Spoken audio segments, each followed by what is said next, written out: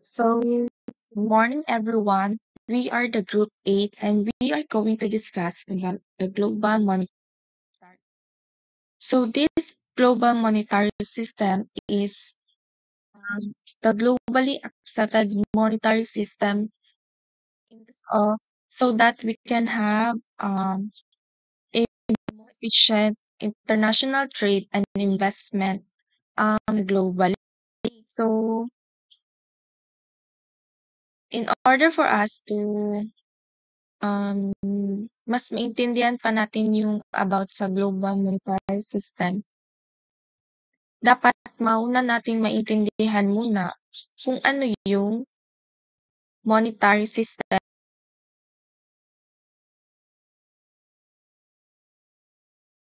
in general. What is monetary system? In monetary system, institutions, laws, and procedures that defines how money is created, distributed, used, and regulated, being a foundation for all economic activity.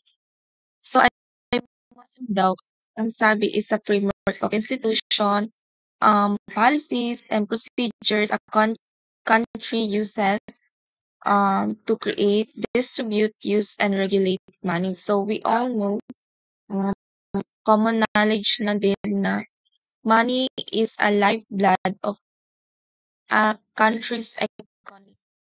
Or hindi nga lang sa isang country, make it, be it in a global stage.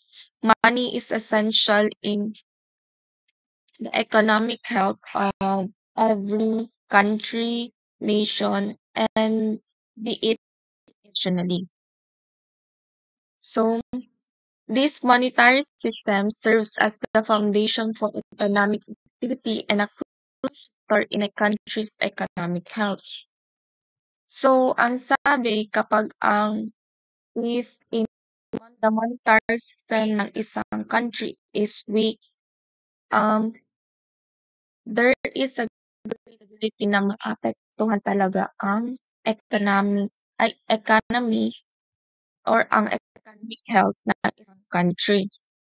So kapag regular yung pag-facilitate, pag-monitor at pag-update ng monetary system ng isang or monetary system ng isang country um, is a high possibility na maganda yung flow ng economy nila. Like sa US, maganda 'di ba yung example na lang natin yung sa US. 'Di ba super maganda ng ng monetary system nila. So, yung flow ng economy nila is maganda din. So, ang primary purpose or primary function ng monetary system is to basically or in general, facilitate economic transaction by providing a store of value and a unit of account. So, ang key components ng monetary system typically include national treasury,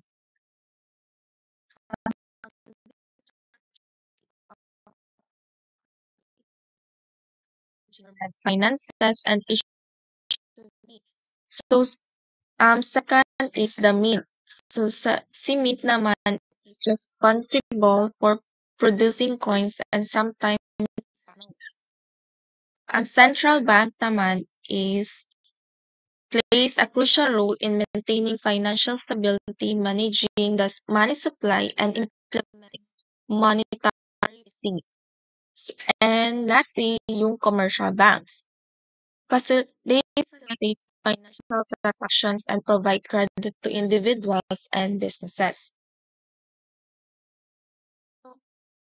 Wo in Philippine economy, sino sa tingin niyo yung nagfa-facilitate our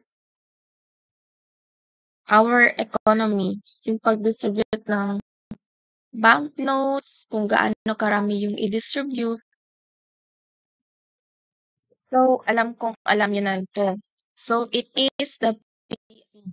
So, the BSP's main responsibility is to formulate and implement policy in the areas of money, banking, and credit with the primary objective of preserving price stability. So, imagine niyo na lang yung repo. So, imagine niyo yung BSP is siya yung repo. So, if the BSP thinks na super dami na ng or marami na yung perang nagsi-circulate in our economy is, hihinaan or babawasan or hihinaan niya yung, iko-close niya pala yung gripo para ma-regulate niya yung ah, pag-amin ng pera sa Pilipinas. Kasi, for example, hindi kinulus ng BSP yung hindi niya na-regulate ng maayos yung flow ng paggawa ng pera tapos super ng na-distribute na pera sa economy ng Pilipinas or sa community, sa society. So, ang mangyayari niyan is, for example, um, lahat tayo is magkakaroon na tayo ng, um, same same access on different, levels of commodity. So, example, yung bigas dati na hindi ko ma-afford since, dumami yung hindi na-regulate yung pagdami ng pera is mas malaki yung chance na magkaroon ako ng mas maraming pera compared before. So, parang ang labas niya is, ah, yung bigas na bili is parang afford ko na siya ngayon, which is, um, kumbaga sa kumbaga pa sa parang na-lessen or nawalan ah, ng value yung bigas. Kasi um, dapat yung value nung commodity is nakadepende siya sa, capacity ng isang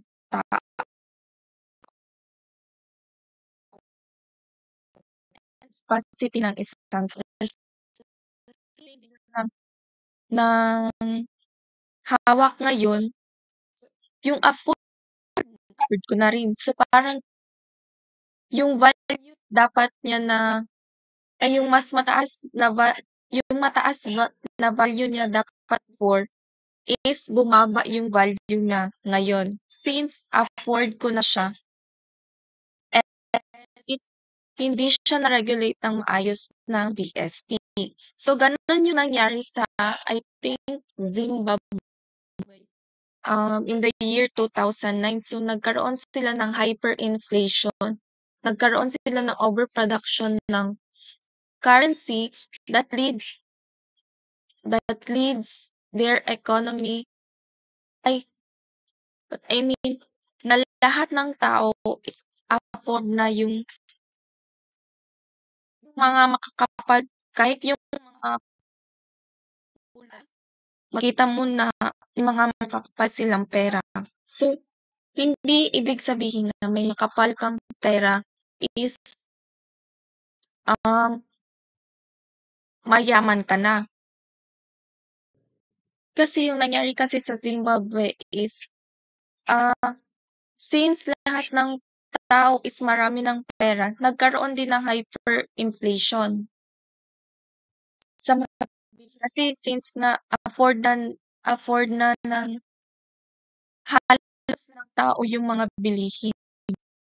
And actually, it's not nice or it's not good kasi it leads yung value ng money is nagkakaroon ng lesser value or nawawalan ng halaga. So, in the end, the government decided na, um, I think in the end, the government decided na hindi na gamitin yung currency nila and opted to use a different currency din sa kanila. Like the same din na gamit nila before, I think like US dollar. So, allowed sila since bumaba yung value ng ano nila ng currency is allowed sila gumamit ng different currency like the US dollar. So also, the BSP's main responsibility is to formulate and implement policy in the areas of money, banking, and credit with the primary objective of preserving price stability. Price stability refers to a condition of low and stable inflation. So, in a monetary system, mahalaga talaga sa atin si Bangko Sentral kasi siya yung nag-regulate ng prices at saka yung pag-distribute ng pera sa economy natin. So the BSP provides policies and infrastructure to ensure safe and efficient payments and settlements of financial transactions, essential to the effective functioning of financial system. So si BSP rin yung responsible sa pag-regulate ng mga interest rates na ini-impose ng mga bangko para sa mga users or para sa clients nila. The Bangko Sentral ng Pilipinas operates under three core pillars: price stability, financial stability, and a safe, secure, and efficient payments and settlement system. So sa price stability naman, this involves maintaining low and stable inflation, which is crucial for a healthy economy and individuals make long-term financial.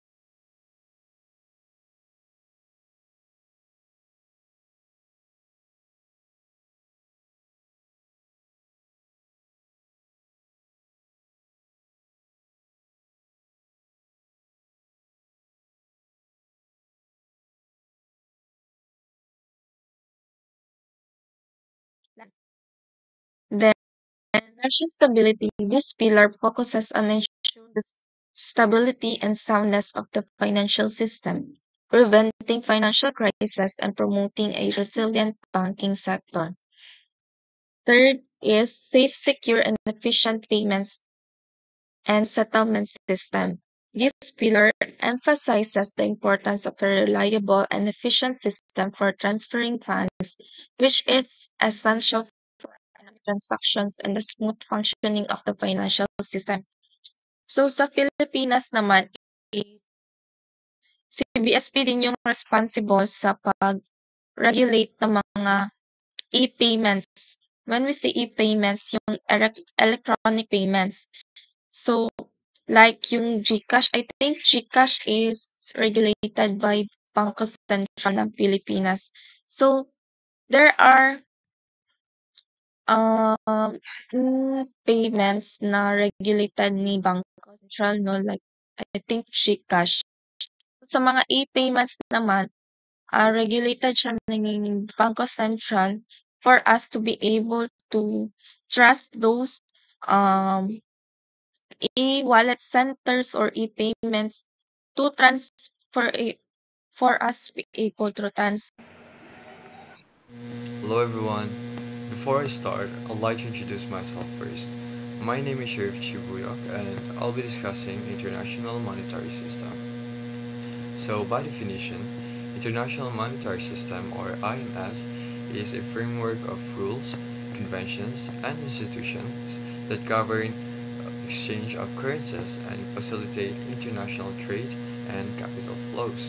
So sa madaling salita, ang International Monetary System ay isang set of rules and agreements na sinusunod ng mga countries para ma-manage nila ng maayos ang kanilang mga currencies and para ma-facilitate rin nila ang kanilang international trade and investment. So, ang IMS ay tumutulong rin na mag-determine kung paano nasiset ang exchange rate, kung paano gumagalaw ang pera sa iba't ibang bansa, at kung paano sila nag-interact sa kanilang ekonomiya. Halimbawa, kung paano nag-interact si USA sa ekonomiya ni China and vice versa.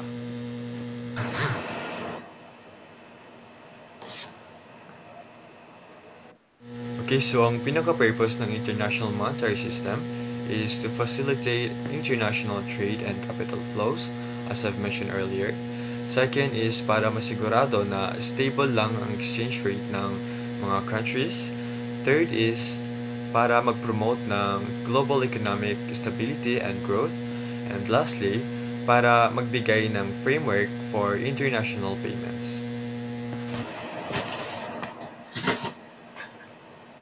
Okay, so IMS is managed and overseen by a combination of different global institutions, primarily the IMF or the International Monetary Fund, the World Bank, the BIS or the Bank for International Settlements, and central banks.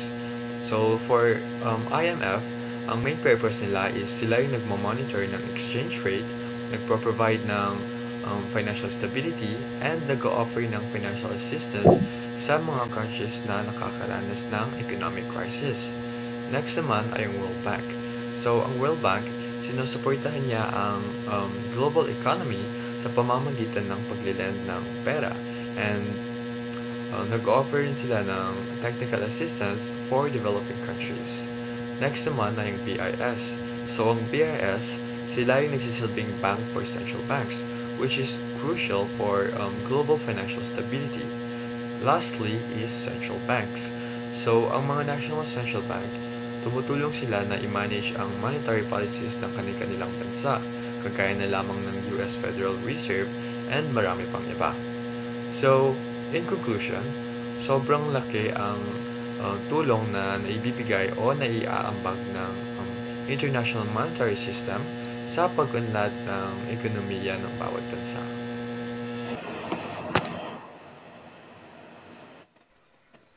So, let's talk about how do central banks and international financial institutions interact in the global monetary system. Central banks and international financial institutions like the International Monetary Fund and the World Bank play interconnected roles in the global monetary system, influencing monetary policy, financial stability, and crisis management. Their interactions are complex and multifaceted, varying depending on the specific circumstances and the institutions involved. In order for us to um, understand How do central banks and international financial institutions interact in the global monetary system? Let's know what central banks' primary roles. Central banks primarily manage their national monetary policies, controlling interest rates, money supply, and exchange rates to maintain price stability and promote economic growth within their respective countries, which is here in our country, in the Philippines, we have the Bangko Sentral ng Pilipinas. They also act as a lenders of last resort in providing liquidity to financial institutions during crisis. However, in an increasingly interconnected global economy, their actions have international implications. And let's talk about the international financial institutions' rules. So IFIs such as the International Monetary Fund or IMF focus on international monetary cooperation, providing financial assistance to countries facing economic difficulties and promoting global financial stability. The IMF monitors global economic developments, offers policy advice to member countries, and they provide financial assistance under specific conditions, while the World Bank concentrates on long-term development projects, providing loans and technical assistance to developing countries. How about their interaction and coordination? Central banks and international financial institutions in several ways interact and coordinate. We have pol- we have policy coordination. Central banks often coordinate their monetary policies, especially during global crises, to avoid conflicting actions that could destabilize the international financial system. And this coordination can involve information sharing, joint policy announcement, and collaborative actions. We also have the crisis management. So during financial crisis, IFIs provide financial assistance to countries, often in conjunction with actions by central banks. So central banks may provide emergency liquidity to domestic banks, while IFIs offer support to government to stabilize the economy. And when it comes to regulatory cooperation, wherein central banks and IFIs collaborate on setting international standards for banking regulations and supervision, aiming to enhance financial stability and reduce systematic risk. The Basel Committee on Banking Supervision, for instance, is an example of this. And when it comes to surveillance and advice, the International Monetary Fund, or IMF, regularly monitors the economic and, and financial conditions of its member countries and provides policy advice to central banks and governments. And this advice often focuses on monetary policy, exchange rate regimes, and financial sector regulations. So, the interaction between central banks and IFIs is crucial for maintaining global monetary stability and managing economic shocks. However, the relative influence of each type of institution can vary depending on the specific context and the nature of the crisis. The hierarchy within the international monetary system, particularly the dominance of the US dollar, also shapes these interactions. So for you to understand more, let's simply say central banks and global institutions is like a guardian of the economy. How? Imagine a global crisis hits like COVID-19, wherein central banks jump into action as a financial firefighters. For instance, the Federal Reserve and ECB and other institutions pump trillions into banks to keep cash flowing. Meanwhile, the IMF acts like a global ambulance, offering emergency loans to countries in trouble. So together they stop economies from collapsing. So central banks stands like a firefighters, which pump cash during emergencies. Example nito nung COVID-19 liquidity. And IMF as a global ambulance, which loans with strings attached. Example, pandemic relief for 85 plus countries. But it's not about just crises. Those These groups also set the rules of the game. Central banks adjust interest rates to control inflation or boost jobs. The IMF and BIS, or Bank for International Settlements, which is a financial institution owned by a central bank, serving a forum for international monetary and financial cooperation. Think of them as referees, creates standard creates standards to make sure banks don't take crazy risk. Without this teamwork, chaos like the 2008 crash could happen again, kung saan walang standards. That's why the banks take crazy risk.